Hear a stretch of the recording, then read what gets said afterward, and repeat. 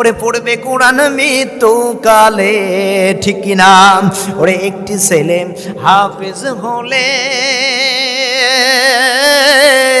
আরে পড়বে কোরআন মরণ কালে, ভাগিয়ে যাবে মর্দুদ শয়তান, পালিয়ে যাবে মর্দুদ শয়তান, থাকবে রে ঈমান। জান কবজের সময় তোমার হইব রে আসান, জান কবজের সময় তোমার হইব রে আসান।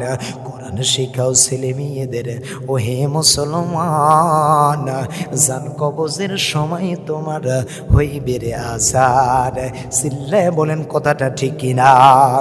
মুসলমানের এই জন্য আজ থেকে এই মাহফিল থেকে প্রতিজ্ঞা নেন, সন্তানটারে কোরআনের শিক্ষায় শিক্ষিত করবেন। আজকে সন্তানটারে ইংলিশের একটা মাস্টার রেখে দিয়েছেন, অঙ্কর একটা মাস্টার রেখে দিয়েছেন, বাংলার একটা মাস্টার রেখে দিয়েছেন। একটা বারের জন্য তাদের 12 দিনে 2000, 3000, 4500 টাকা দিয়ে দেন।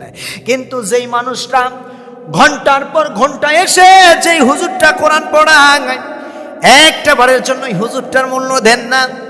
হুজুরটাকে কি করে, কিভাবে ফ্যামিলিটা চলে, একটা বারের জন্য হুজুরটারে টাকা দেন না, কেমন কারিশমা লাগান। এজন্য আবার মুসলমানেরা যারা আছেন বাবা, করে জোরে তাদের মাঝে আমি বলে দিয়ে যাই, এই কোরআনের ভাবটা বাণীটা সুন্দর মাঝে আমি আপনাদের মাঝে পৌঁছে দিলাম। আজ থেকে যারা বৃদ্ধ আছেন, যারা বৈশিষ্ট্য আছেন, ছেলে আছেন, মেয়ে আছেন, যেনারা আজ থেকে কোরআনের বাণীটা সুন্দর করে পড়াটা শুরু করে দিবেন, কারণ আজই মৃত্যু হয়ে যেতে পারে।